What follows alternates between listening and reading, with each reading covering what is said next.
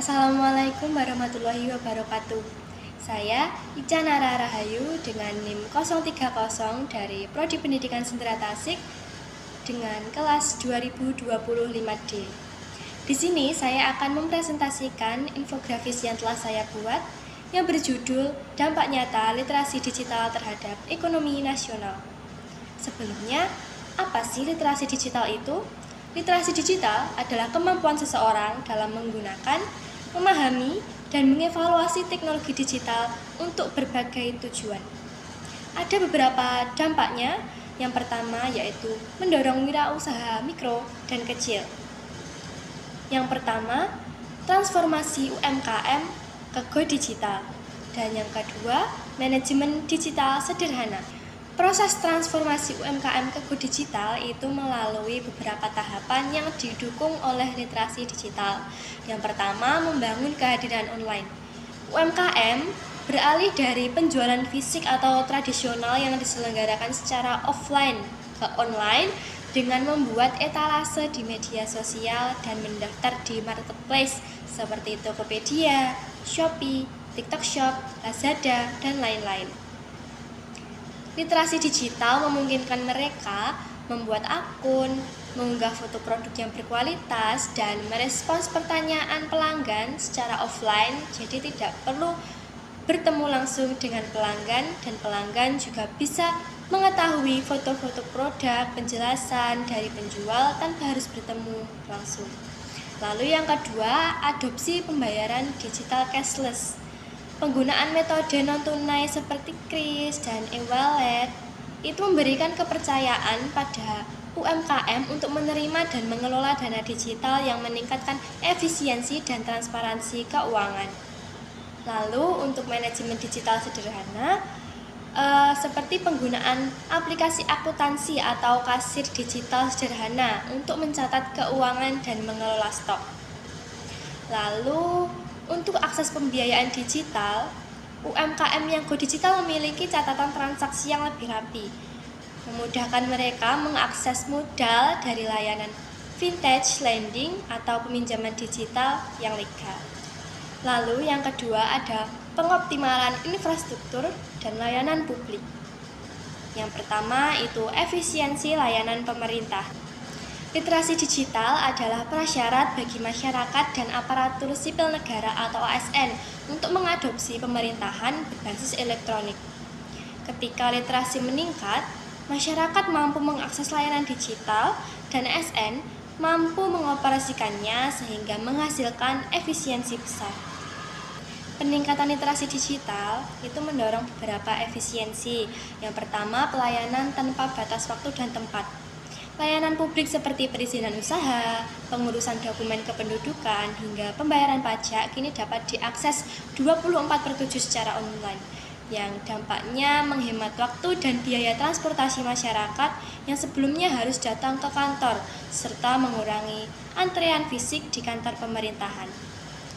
Yang kedua, integrasi data dan layanan super apps. Pemerintah dapat mengintegrasikan berbagai layanan dalam satu portal seperti sistem pemerintahan berbasis elektronik yang dampak literasi digitalnya memungkinkan masyarakat menggunakan aplikasi yang terintegrasi.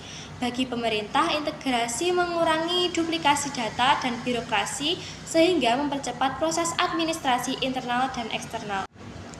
Yang ketiga, peningkatan transparansi dan akuntabilitas. Layanan digital mencatat setiap jejak transaksi dan interaksi.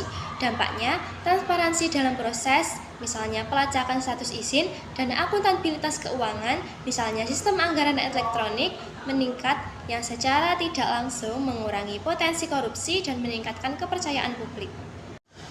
Lalu, poin kedua ada pengurangan biaya transaksi. Digitalisasi yang didukung oleh literasi digital secara langsung menekan transaction cost, baik di sektor publik maupun sektor privat. Literasi digital dan reduksi biaya transaksi. Yang pertama, pengurangan biaya fisik, yaitu transaksi cashless. Peningkatan literasi digital mendorong adopsi sistem pembayaran digital, misalnya kris.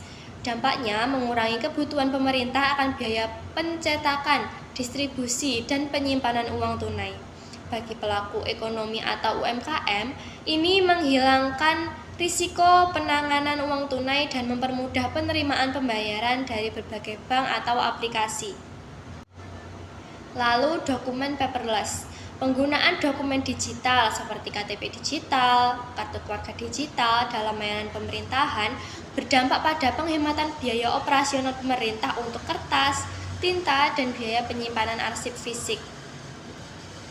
Lalu, dampak yang ketiga adalah memperkuat ekosistem industri kreatif. Yang pertama, literasi digital dan monetisasi konten digital. Literasi digital secara fundamental mengubah cara pelaku kreatif memperoleh penghasilan dari karya mereka, menciptakan ekonomi kreator yang dinamis. Literasi digital memberikan peluang bagi kreator. Yang pertama, monetisasi platform.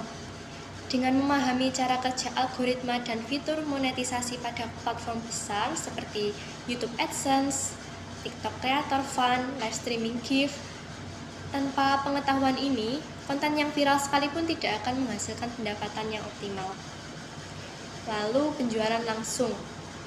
Menggunakan platform digital untuk menjual produk kreatif secara langsung kepada konsumen.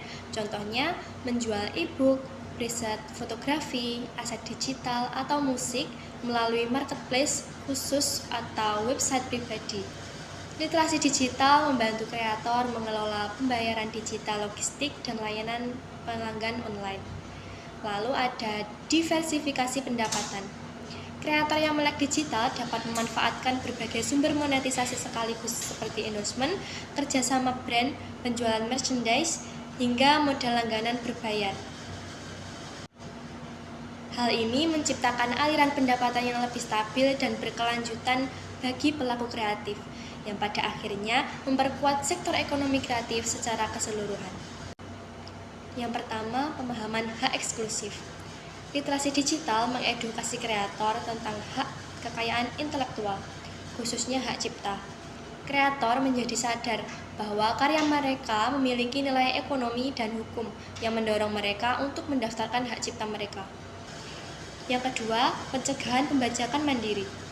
Literasi digital memberikan kemampuan kepada kreator untuk menggunakan fitur perlindungan yang disediakan platform seperti Content ID di YouTube atau sistem penarikan konten di Instagram atau TikTok.